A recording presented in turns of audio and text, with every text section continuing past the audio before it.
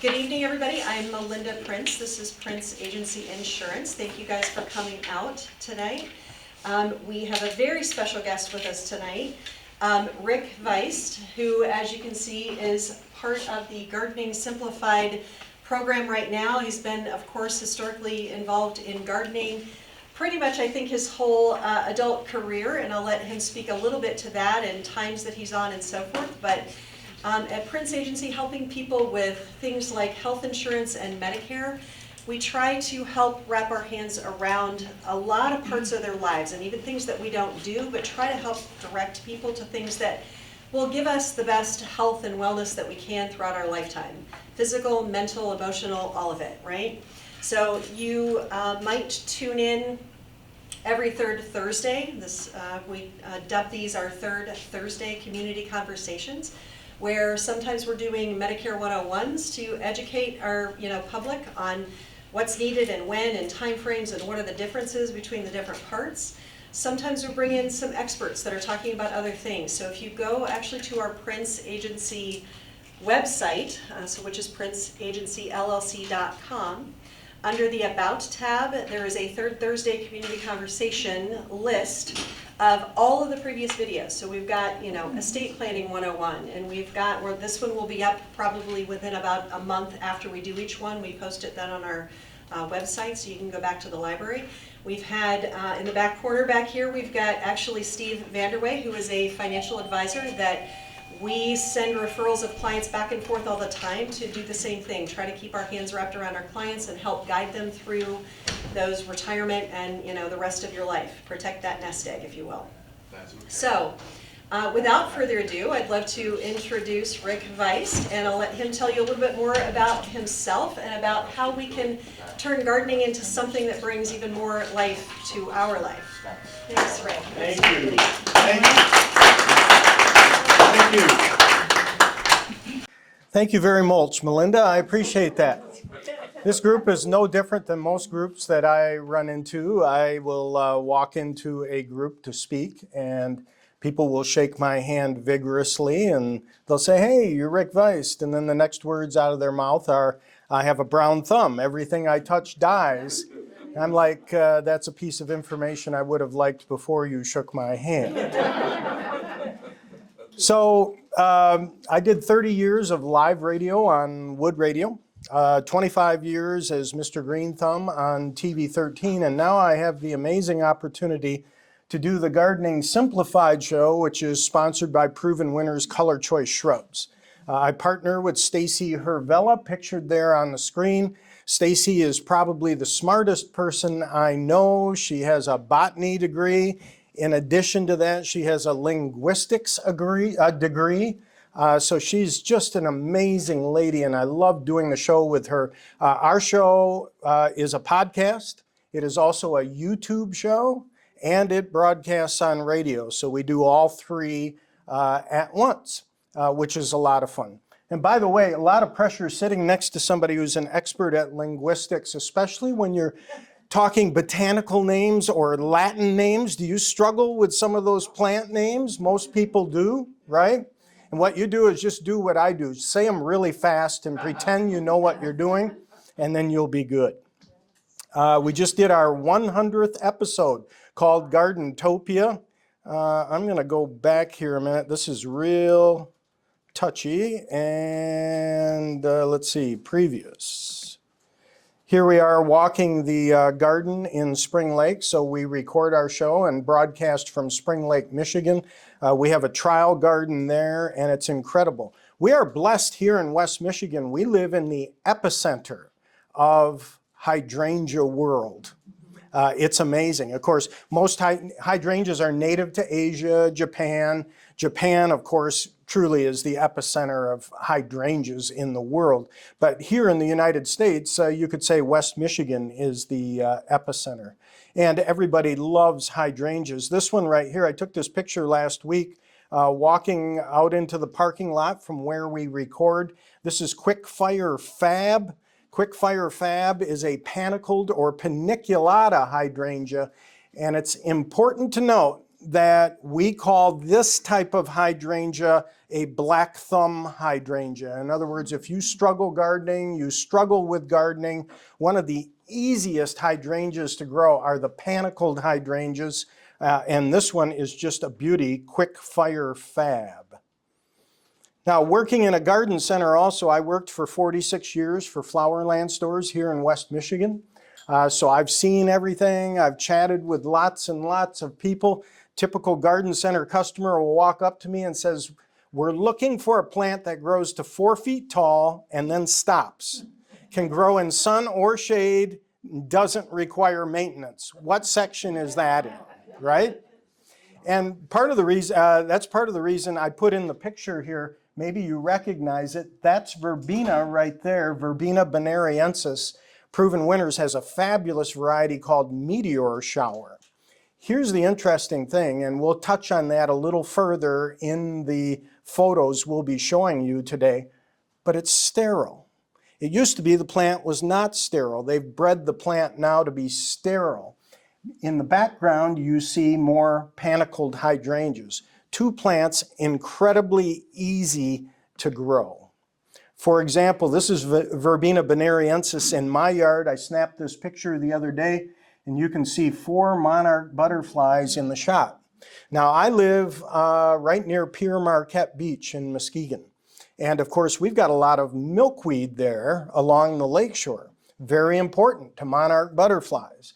But in addition to that, the monarchs are truly attracted to buddleias and to this verbena. And I fell in love with this verbena when visiting Longwood Gardens in Pennsylvania. They had it growing everywhere, and now I grow it because at this time of the year, there are monarch butterflies just fluttering all over the place. Here's an important point to note tonight. Melinda talked about gardening, and as we age and we get older and we think about all these things, quality of life as we age, we live in the golden age of plant breeding, and a lot of people don't realize that. This plant's a great example. This is Baptisia, or some people refer to it as false indigo. And originally, the plant here in the States was just in one color, blue, false indigo. And it's interesting to note, when I go out and I speak to people, I will often say, what was the first subsidized crop in the United States? And people will guess cotton or tobacco or corn or peanuts or whatever it may be. No, this is the plant right here, Baptisia, that we grow in our gardens. And the reason for it, it's false indigo. So England was very interested in the Baptisia growing in the States because they wanted it for coloring, dye coloring for curtains and for clothing, for that color blue. And there was a period of time where they were shipping this stuff out of South Carolina. And then in 1776, this tada came along called the Revolutionary War, and that whole business dried up. But this is the first subsidized crop. Now we live in the golden age of plant breeding, and Baptisia is available in all kinds of colors. Easy to grow, fabulous plant, deer resistant. It's a good point of the fact that we live in the golden age of plant breeding. This is another example of how it's great to be a gardener and alive today with what we're growing. This rose is called At Last. At Last. The reason it's called At Last is most of your roses today are not the roses that Grandma used to plant that were grafted and had problems with black spot and overwintering. These are roses that grow on their own root. They're not grafted. At Last comes along, and they call it At Last because not only is it a tough, hardy, dependable bloomer and grower, can stand up to Michigan winters, but At Last also is fragrant.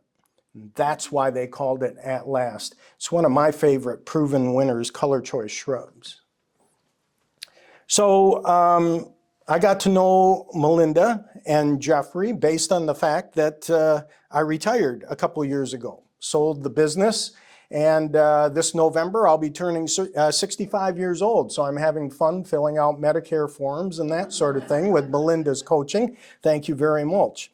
Another thing that I decided to do that I didn't have time for before when I was working was to go do something that I've always wanted to do. So I went to school to become a stand-up comedian. And I did that this past winter, and now I do speeches, work the clubs, and that sort of thing. That's why that picture is up there. But my point is, a garden is never done. That's why there's photography. And I'm not here as an expert, I'm here as an experienced failure. A garden is a work in progress, it is never finished. As a matter of fact, it is estimated that even among people who consider themselves pretty good gardeners, they will lose 30% of their plants over their lifetime. So it's okay to kill some plants. As a matter of fact, if you haven't killed any plants, you're not trying hard enough, all right? So do that. It's about continuing education. Know how plants interact, how they live in the earth, or who they live with, how they share resources. And if you don't understand that and develop a relationship with others and with plants, then you're simply a laborer and not a gardener. I will hear from people who will walk up to me and say, my garden got away from me. No, it didn't. You got away from your garden, right? Amazing statistic I was taught a few years ago. 3% of people kill a plant the same day they get it. Is that incredible or what? That is hard for me to believe. There is no pause button to life. We are all interns. We learn every day. You guys remember these things? Anybody still have some in their shed or garage? Yeah? Isn't that amazing? Top of the head. Exactly. Isn't that amazing? So I'm a baby boomer. I was born in 1959, which makes me older than Google, makes me older than the internet, makes me older than Apple. Not the fruit, the iPhone people. And my grandson Max asked me the other day, he said, Papa, what was it like growing up as a kid in the 60s? So I unplugged the internet, took away his iPad, and told him to go play in the street. Don't come home until it's dark, because that's what it was like when we were kids in the 60s. Anybody relate to that? Yeah, absolutely. You know, back then, just at the start of the 10 o'clock news, there would be a public service message that came on the screen that said, it's 10 p.m., do you know where your kids are? Isn't that incredible? I mean, it's amazing. And I think about those days and where I came from, both as a gardener, and we're going to touch on that in a few minutes, but also as an individual who's reaching that age of 65 plus. You know, how come I am the way I am? How did I get here? It's an amazing thing to think about. When I was a kid in the 60s, we didn't wear seat belts, we didn't wear sunscreen, we didn't wear bike helmets. We smoked candy cigarettes, we ate breakfast cereal that was loaded with sugar and preservatives. We drank from the garden hose, back when it was okay to drink from the garden hose. And we talked to strangers. An amazing thing to think about. And I put this picture up here because when I was a kid in the 60s, the predominant toy maker was a company by the name of Wham-O. That'll tell you something. And the Wham-O people created this summer toy called the Water Wiggly. Now, the Water Wiggly is a rock-hard plastic and metal head that you screw to the end of a garden hose. Then you go over to the faucet, you turn the faucet on full blast, and it caused the hose and that head to thrash and flail around your yard like an angry cobra snake on drugs. And the goal of the game, kids, was to dodge and duck that head while getting wet. What could go wrong? The same applies to these giant lawn darts. It's amazing to me how this happened when we were kids. 18-inch long stainless steel rods that are pointed on one end, have fins on the other, and the object of the game is to throw it as high and as far as you can across your yard in the direction of your opponents, right? And they are all conveniently huddled around a little target laying in the grass. What could go wrong?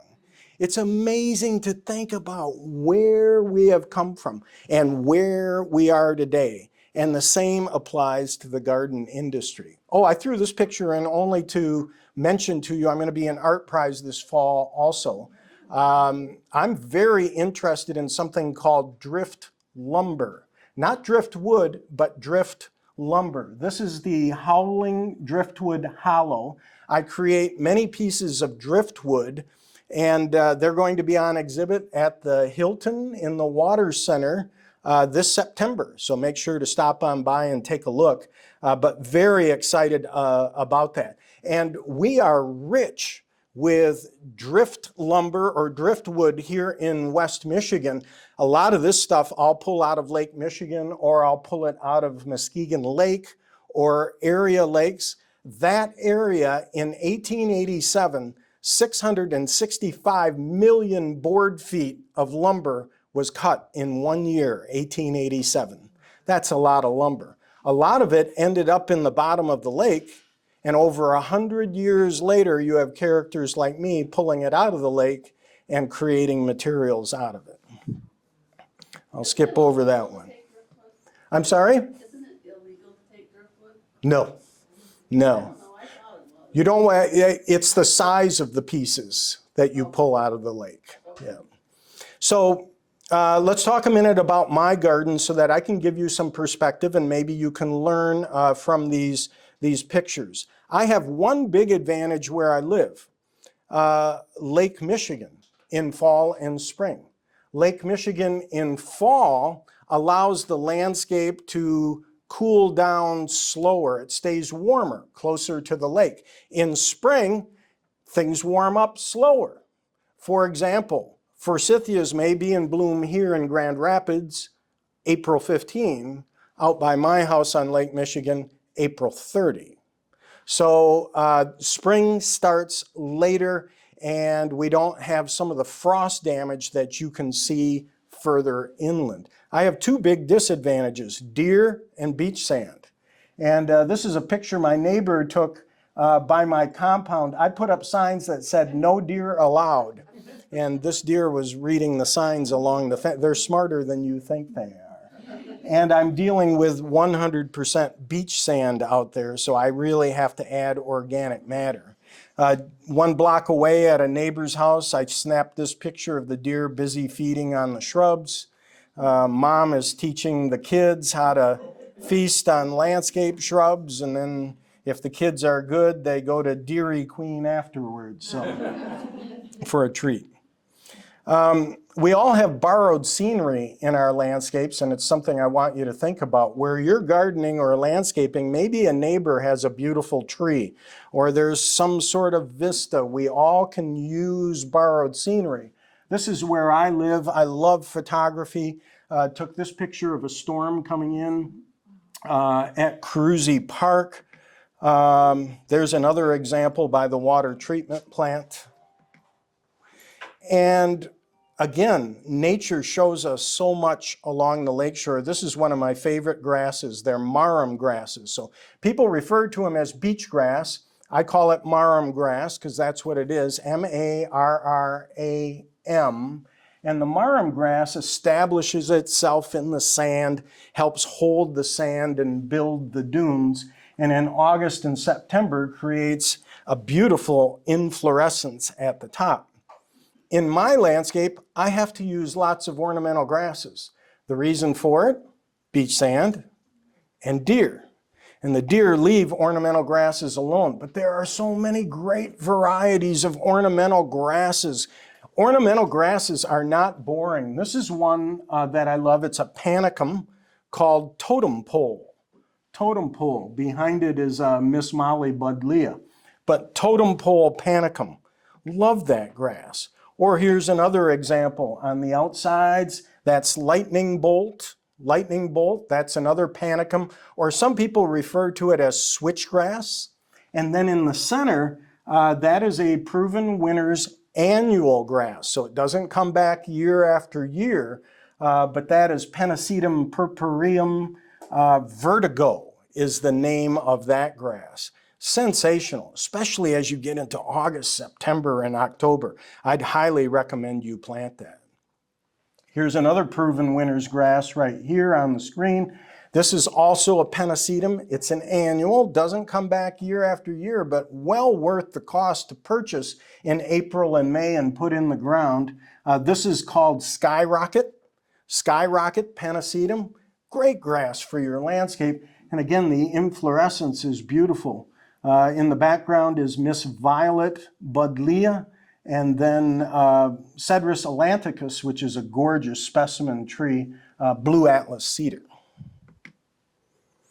Here's another grass that's great to grow in our landscapes. The deer leave it alone. It's drought resistant, and you can grow it in the shade, and that is Hakinakloa, or Japanese forest grass.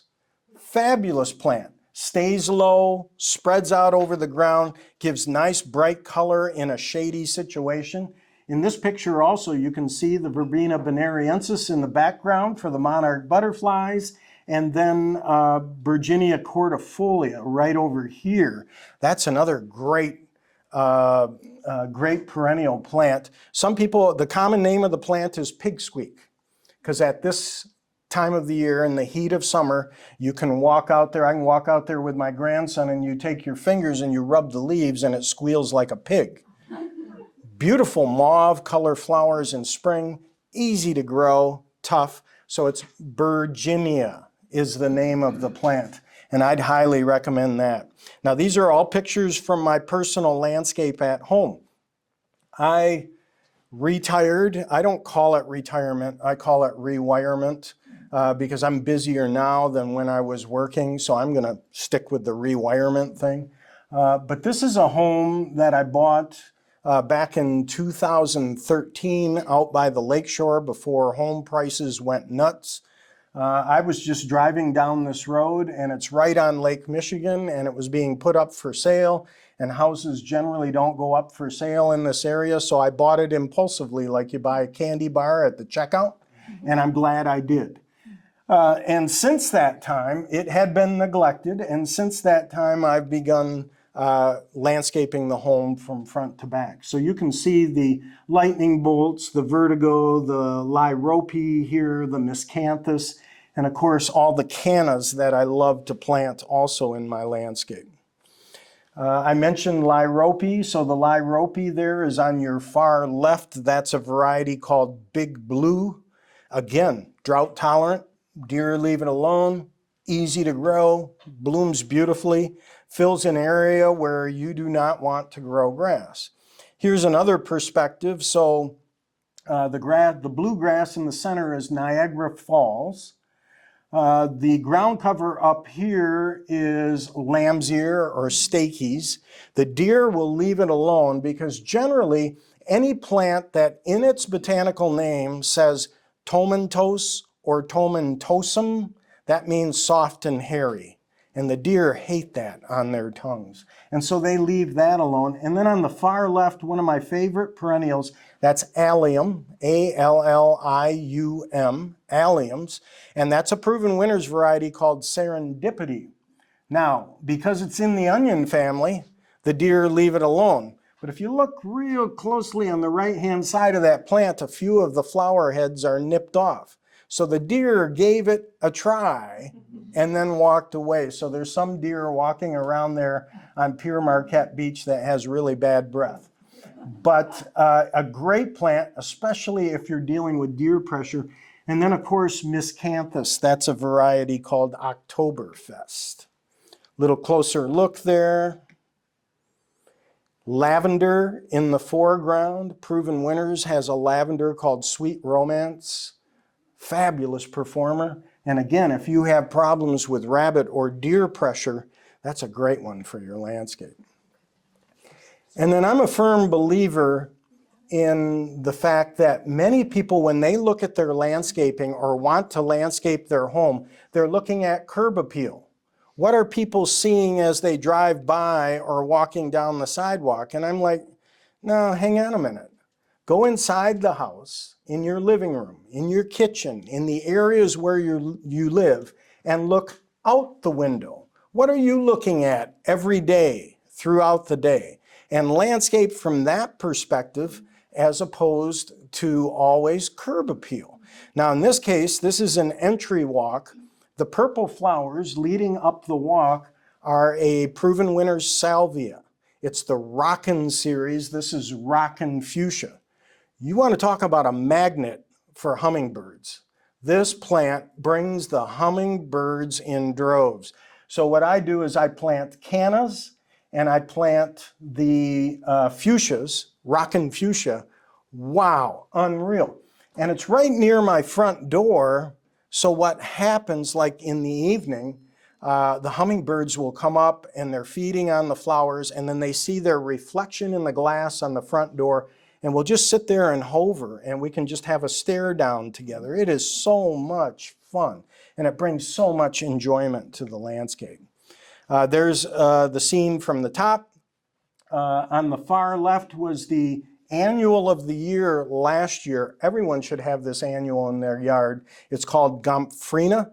Now, if you've ever heard of Gomphrena, but this is a variety called Gomphrena Truffula Pink. Wow, this thing is drought tolerant, blooms its head off. The pollinators love it, super easy to grow, hundreds of blooms on one plant. It's amazing. And there's the view out the front door. And those hummingbirds will come right up to the front door and just sit there and hover, and it is so much fun. So I recommend that to bring along the joy of gardening. The pollinators also love this in my front landscape. Does anybody know what this is? Any thoughts? This is popcorn plant. Popcorn plant. And if you want to look it up on the search engine of your choice, Cassia, C-A-S-S-I-A. C-A-S-S-I-A. Cassia or popcorn plant. The blooms are really cool. It's native to Africa, gets very large when it gets hot in July and August. And then the cool thing about it, and the reason they call it popcorn plant, is because when you walk out to it and you rub your hands on the foliage, it smells like hot buttered popcorn at the movie theater. So they call it popcorn plant. Yes? Annual or perennial? It is annual. So it's native to Africa, cannot stand to, you'll have to replant it every year. Yes, good question. And of course, I love to grow peonies in my landscape also. They are just amazing in Michigan. They love cold weather. To the backyard, this is a shot down the hill. I built the compound. I'm starting to work my way up in the landscape, planting vegetables. These are cucumbers because space can be a little tight out there at the beach. What I do is I create wire frames and lean them up against the fence. And the cucumbers grow up that wire frame. It allows air movement underneath so you don't get powdery mildew, downy mildew. It's a great way to grow cucumbers. You have so many cucumbers, you don't know what to do with them, which is always the struggle in August, right? Getting rid of tomatoes, zucchinis, and cucumbers. And that's what I do to my neighbor. I'll fill a bag, put it on their front porch, ring the doorbell, and run. But they're fun to grow. Cut flowers, and I'm going to have a comment on cut flowers here in just a moment. Petunias. When I first started out in the garden center industry and was working at Flowerland, one of my jobs as a kid was to deadhead the petunias. Miserable job. I see people shaking their heads. Sticky, slimy, rotten, bleh. Today's day and age, golden age of plant breeding, they make these petunias sterile. But they don't tell the petunias that they're sterile. You see, a blossom knows it has to produce seed for future generations, right? So the plant is trying to produce seed for future generations, but nobody told it that it was sterile. So what it does is it blooms its head off all the way into November. Keeps blooming and blooming, doesn't have to be dead-headed, because as the plant breeders will tell you, they bury their dead, is what they do. Amazing plant. This is another one of the supertunias, the Mini Vista supertunias. And if you want a great ground cover in your landscape for spring, summer, and fall, you know, petunias are pretty cold tolerant. Great plant to add to your landscape. There's some of your limelight panicled hydrangeas. I love this plant. This is Deer Villa. Deer Villa. It's a variety called Kodiak Orange, okay? And Deer Villa, the color on that plant is just unreal. Drought tolerant, easy to grow. I recommend people try it. We just went through Summerific Week. These are hibiscus, the perennial hibiscus that produce the dinner plate blooms. Love hibiscus. Hyacinth bean, grow it up the fence. If you're on a tight budget or a fixed budget, in spring you go to the store, you pick up some packets of hyacinth bean for $2 or $3, you put them in the ground, and by the time you get to July and August, they are covering fence areas loaded with those gorgeous blooms. And right next to it is Sweet Summer Love. That is also a proven winter's plant. It is a clematis. It is a clematis. And this was developed by a plant breeder, I believe, in Poland. He took Sweet Autumn clematis and created this clematis that blooms its head off in summer. Easy to grow clematis. I recommend it. Some lavender on my patio. The plant in the foreground there, anybody want to take a guess on what that is? Oregano. I grow oregano just for the blooms. Fun to grow, easy to grow. Put some oregano in the ground, cheap in the herb section in spring. There's your own root roses. This is Oh So Easy, Urban Legend, Ringo. And then, of course, the salvias and monarch butterflies. Playing the blues, Buddleia, Miss Molly, and then again the allium that I talked about. So let's get into the art of enjoying your garden. We're going to talk about that for a few minutes, and then I'm going to make sure to leave time for questions and answers. The art of enjoying your garden.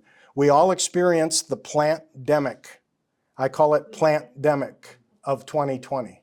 And what happened was there was an explosion in the industry, and people showed their true colors, that they love plants, that they love having their hands in the dirt, and they are an important part of our life.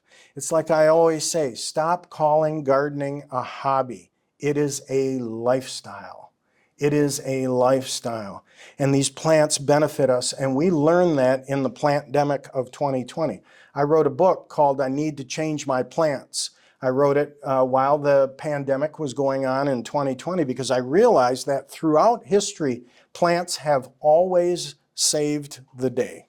They have always saved the day. There are many examples. I could talk for 2 hours about how plants have saved the day throughout history. Even here in West Michigan, Dr. Boris Berkman, during World War II, the sailors and airmen during World War II were in peril because the material from a tree in Asia that they pack life preservers with was in short supply due to the war.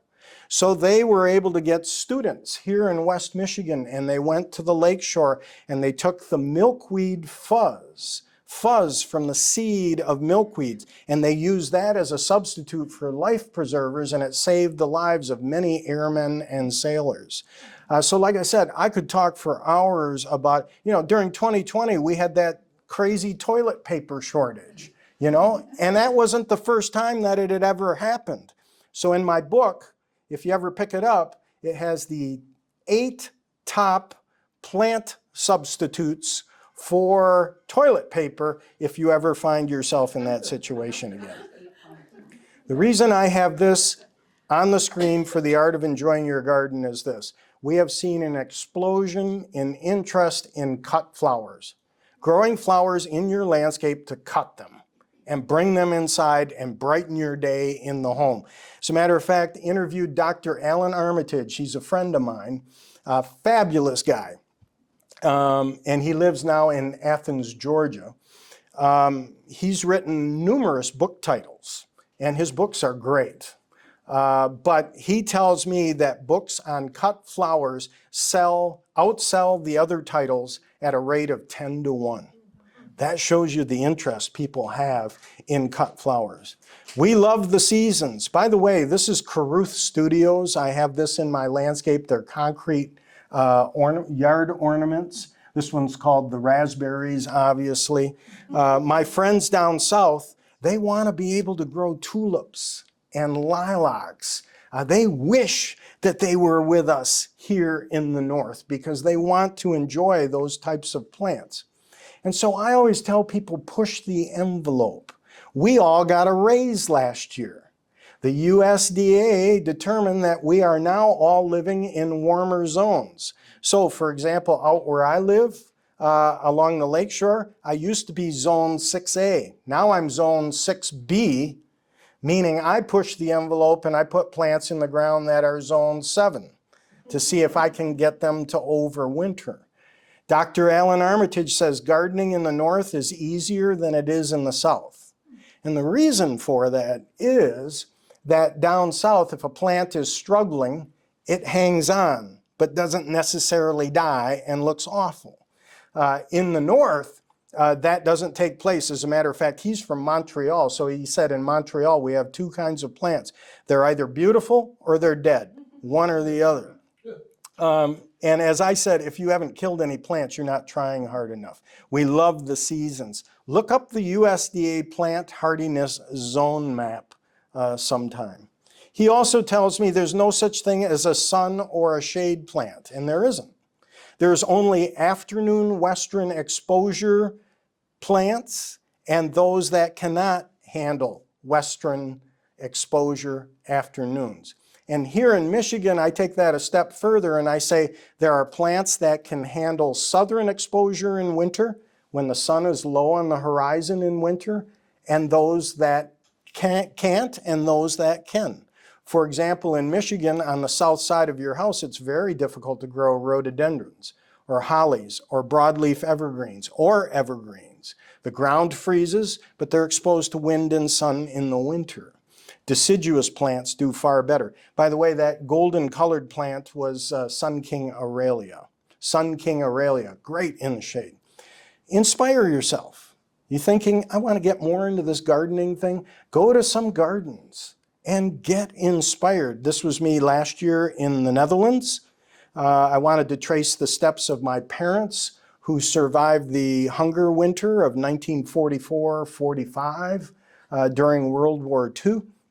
But at the same time, of course, the Netherlands is a horticultural mecca. Love this plant in my landscape. It's called Fritillaria.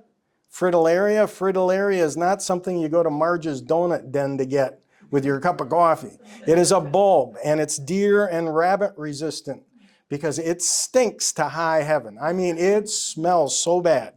But it's called Fritillaria or Crown Imperial. The best way I can describe the plant is if I work out at the YMCA downtown, and if you finish your workout and pack your gym bag and throw it in the back seat and forget about it and then unzip it a week later, that's what it smells like. Okay, that's Fritillaria for you. But what a plant. There's even checkered Fritillaria. My friend Bridget Behe, who was a professor at Michigan State University, now she is retired and lives in South Carolina. We talk about once a month. She said to me, if everyone were to buy one more plant, the world would be a better place. And then she takes it a step further as far as the industry is concerned, our industry, the gardening industry. She said, if the automakers produced vehicles that generated oxygen, do you think they'd be all over marketing that? You bet. So we as horticulturists need to be marketing that. This, by the way, is a great plant for your landscape. This is a milkweed. It's Asclepias. But this is Asclepias tuberosa. The milkweeds that you find along the lakeshore are Asclepias syriaca. But this is tuberosa, a great plant for your landscape. I took that picture on Cape Cod. Fizzy Mizzy or Itea, again, the golden age of plant breeding. I drive through West Michigan. I can drive through Caledonia and I can spot all over the place for you burning bushes planted. Well, there's burning bushes because everybody plants burning bushes. But they're great to feed the rabbits, okay? The red fall color lasts just for a few days. Storm comes along, the fall color is over. This is Itea. It's spelled I-T-E-A. I-T-E-A. Fizzy Mizzy is this proven winner's variety. Incredible fall color, and the foliage stays on for a long time compared to a burning bush, and in summer you get these gorgeous blooms. So I mentioned earlier the Gomphrena, Truffula pink. This plant is fabulous. Pink globe amaranth Gomphrena. And I mentioned that on my front steps. What a great plant. I recommend it. Grow plants that are fun for you rather than just being focused on curb appeal. I love this plant, and I don't see enough of it in landscapes in West Michigan. This is Vitex, V-I-T-E-X. Vitex, the proven winner's variety, is Blue Diddley. Blue Diddley. This plant is great, and when it's in bloom in the heat of summer, you walk up to it and you rub the foliage, and it smells just like Vicks Vapor Rub. And I love that, because in my book also I wrote that moms in the 60s and 70s fixed everything with Vicks Vapor Rub or crackers or baking soda or ginger ale. Those were the 4 go-tos, right? If your leg hurt, whatever, right? On July 23, 1965, I fell off my bike and I scraped my knee really bad, and it was bloody and chunks of gravel in there. But social media and the internet had not yet been invented, so I was unable to post my injury for everyone to see. Now you know. So Vicks Vapor Rub, Vitex. Garden to share with others. Love to share with others. Here's a laundry basket full of canna rhizomes that I dig up, share with my neighbors. Really provides joy to gardening. Enjoy your garden. Be out there in the fall. There is less pressure in fall than there is in spring. I do most of my gardening in the fall. And think about it. In fall, we get natural rainfall, cooler temperatures for both you and the plants. And if you put a plant in the ground, it is not focused on top growth like it is in spring. It is focused on root establishment. And the soil can stay warm all the way to December. And so the roots are establishing even though the top of the plant isn't. You want great plants in your landscape for next year? Put them in the ground in fall. Fall is the time to plant.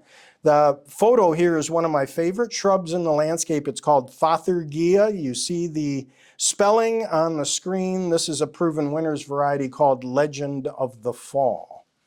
Fabulous plant. So I do the bulk of my gardening in September, October, November, and December.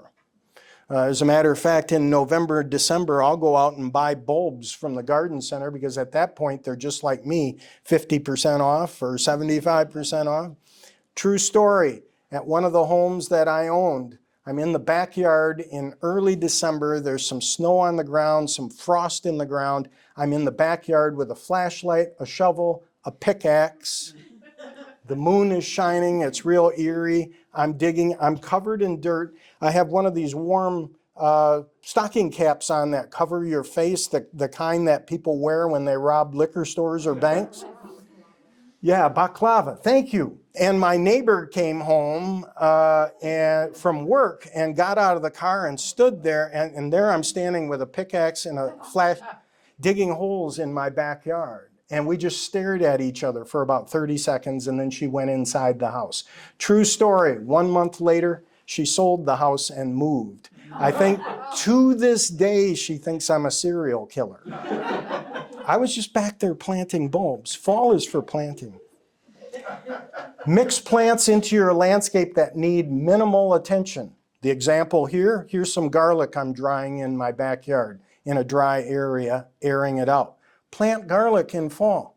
Talk about one of the easiest plants you can grow, one of the most rewarding plants. And I make sure every year to plant garlic, and the reason I do is that 80% of the world's production of garlic, and I'm sure, Jeffrey, a lot of garlic is used in recipes, comes from China.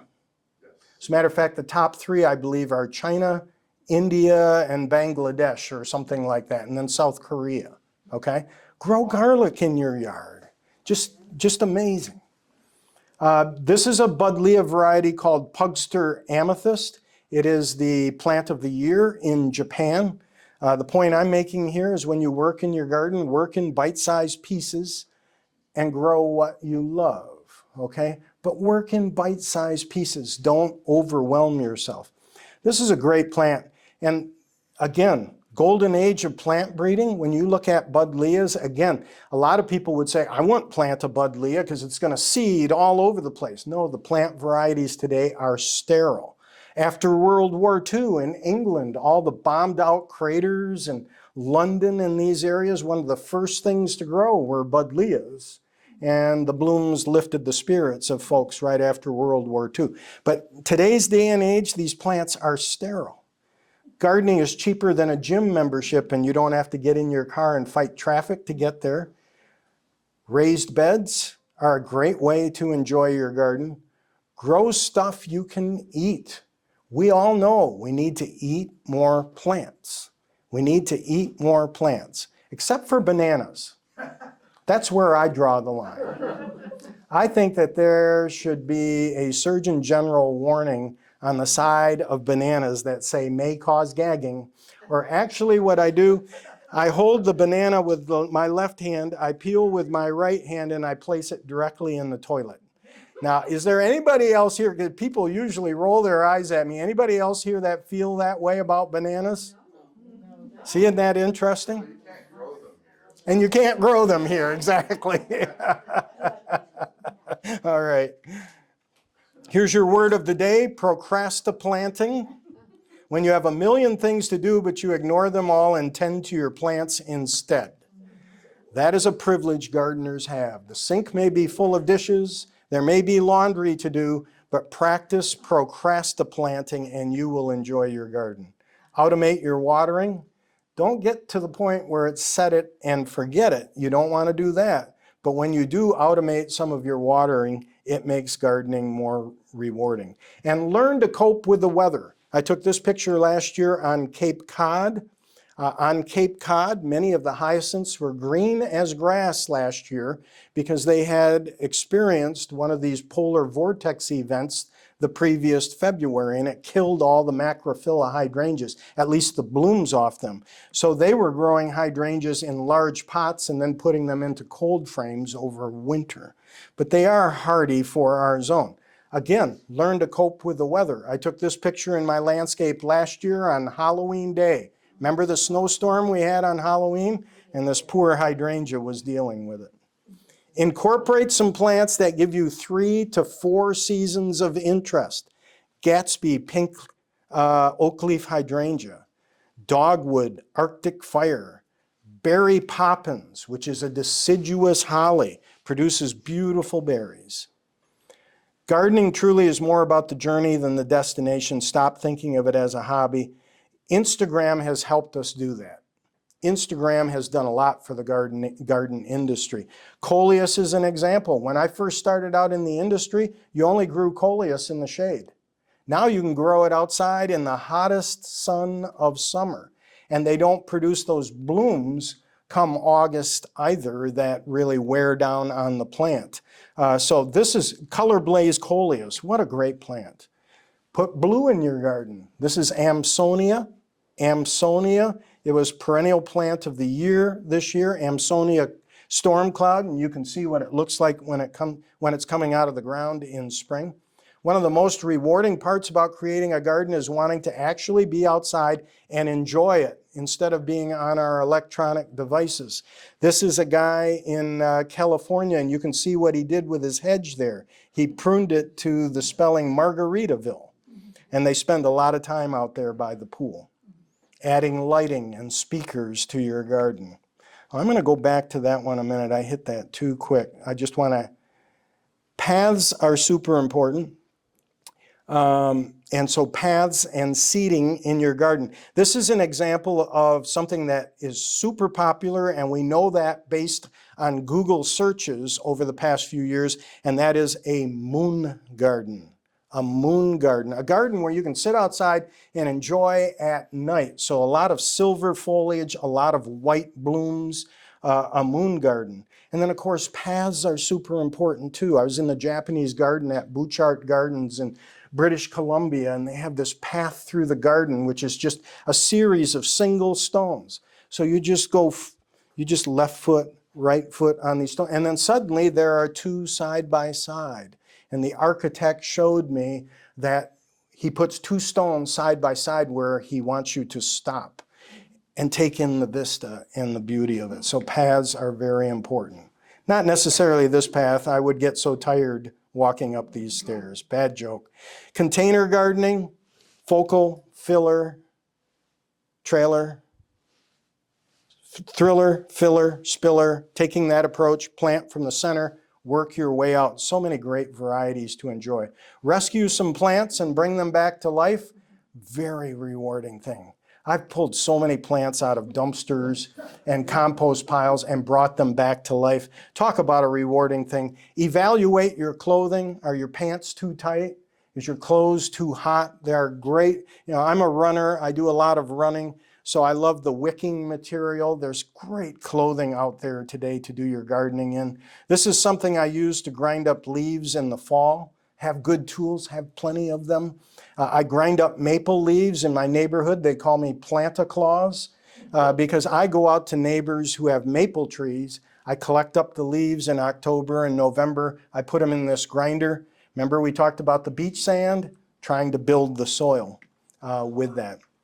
And then this is in Queen Elizabeth Park in British Columbia. One of our most popular shows on the Gardening Simplified show was a show on layering. In other words, how do you layer plants and design plants so they grow, look natural and grow throughout? And by the way, one thing you may notice from this landscape that they did very effectively is that you can see the front border is all one type of plant. So diversity is important in the landscape, but the border could be one type of plant and it ties the whole thing in really nicely from a design perspective. So if not in the garden, I'll see you on the beach. You can find me on Facebook, Rick Weist FB. My website is thankyouverymulch.com or rickweist.com. And then of course our show is Gardening Simplified onair.com. And at this point, do we have time for a couple of questions, Melinda? Is that all right? All right, do we have any questions? Probably going to be a question on hydrangeas, moles, deer, and rabbits. Go ahead. How do you save peonies? How do you save peonies? I have a ton of peonies, but Yep. it seems like every year they get smaller and smaller, Okay. and I'm not sure what to fertilize them with and how to save them and bring them back to the big gorgeous blooms. Sure. How long have those peonies been in the ground? 50 years. Pardon? 50 years or more. Okay. So what I find in a lot of West Michigan landscapes is people will plant peonies and the trees continue to grow to the point shade becomes a problem. You want peonies in full sun. That's the first thing. So you may have to move them. And this is the perfect time of year to move them. August, September is when we do that work with peonies and iris. So you could dig it up, divide the clump, and then make sure to make note where the crown of the plant is, the eyes. Because if you plant a peony too deep or too high, it won't bloom. So the depth in the soil is going to be very, very important. But pick a new spot, sunny area, prepare the soil, move them in August, September, divide them. So to prepare the soil, is there certain soil contents that you need to put there to prep it? Generally, people are planting in either sand, like me, or a loam soil, or clay. And you can be successful in clay. That's a whole other talk that I do. But you can be very successful in clay. It is not a death sentence for a garden, okay? My peony run is probably from that wall to that wall. Okay. What you want to do is you want to prepare the soil so that there's good drainage. So you want organic matter, lots of organic matter in the soil. And here's a good test for you folks. If you're doing, let's say you're going to move some plants like this lady is going to be moving some plants. Go to the spot where you're going to move them, dig the hole, grab a garden hose, fill the hole with water. then just step back and watch. Does it drain? Does it not drain? How long does it take to drain? When you put a plant in the ground, don't dig a hole, throw some good soil in it, and then put your plant in the ground. You've just created a bathtub. Work in organic matter 50-50 with the existing parent soil, and you'll have far greater success. Another question? Thank you. You bet. Yes, When ma'am. you're preparing a new garden and it's clay, Yep. where do you begin? What do you put in there to soften up the clay or? Sure. Some people will, of course, use gypsum pellets for clay soil. Gypsum pellets help aerate the soil to a degree, but what you have to do with clay soil is work in lots of organic matter, whether it's peat moss, ground up maple leaves, leaf compost, manures, anything like that. Any organic matter that you can improve the pore space in the soil is going to make a world of difference with clay soils. You may tend to plant a little higher also. You don't want to create that bathtub, okay? But it is, and I lived in a home in Byron Center and that was blue clay. I mean, in spring and it was wet and you'd work out there, it would suck the boots right off your feet, okay? But I was successful. And then of course, raised beds are critical when you're dealing with clay soil. Raised beds make a world of difference. Any more questions? Are hydrangeas deer resistant? Are hydrangeas deer resistant? And the answer is no, Okay. unfortunately. No, I've noticed it. I haven't had to trim mine in a while. Yeah. Unfortunately, they aren't. As a matter of fact, I showed you the pictures of my landscape. All the plants in the front yard are deer-resistant plants, like nepetas, lavender, ornamental grasses, that sort of thing. The hydrangeas are relegated to the compound in the back that is fenced in. Yeah. Yeah. Yes. Okay, I have had hydrangeas that haven't bloomed for 5 to 6 years. Sure. Why? So my recommendation would be, so she has hydrangeas that haven't bloomed in years. Why? It's a question we get often. As a matter of fact, we produced something called Hydrangeas Demystified.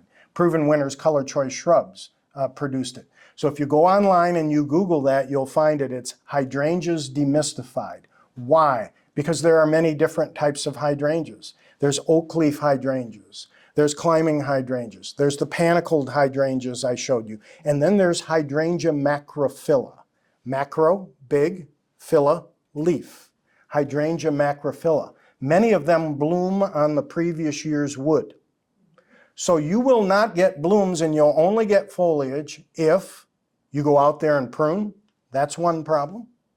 Or you lose those buds along that stem during winter. Or the plant buds survive winter. We get into March and we get a warm up like we had this year. And then in April, we get some nights that are in the 20s. And those buds are swelling and you lose them. Then all you get is foliage and no blooms. And that's so frustrating. I would certainly recommend that you look at golden age of plant breeding, the reblooming hydrangeas that are available today.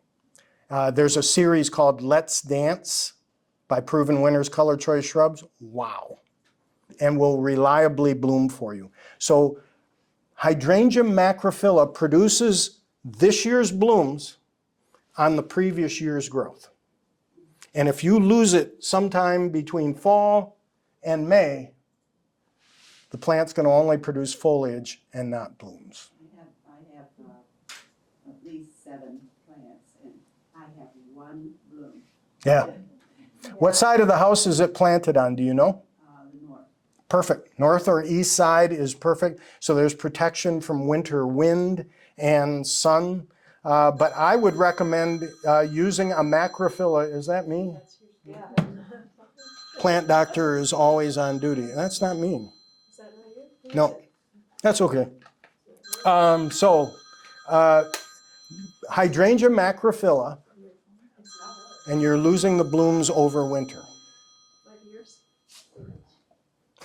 I've got a great joke on that too, but we're out of time, so I can't. Lisa, we'll end with you. Hydrangeas, Yes. can you use a hedge clipper? Can you use a hedge clipper? Sure. It's preferable to do the individual Sure, you can do that. With the macrophyllus, if it's a macrophylla, you're just nipping the tops off, but not pruning them back.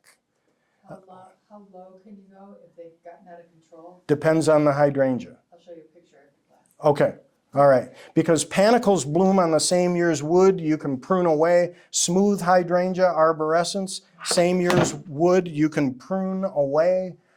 So there's a lot of confusion on hydrangeas, and that's why we created Hydrangeas Demystified, and I'd recommend, and I'll stick around and answer some questions on that too. So, thank you very much. You guys have been a lot of fun. Thank you guys very much. Thank you, Rick. very You're much. welcome. Enjoyed it. You bet. Thank you.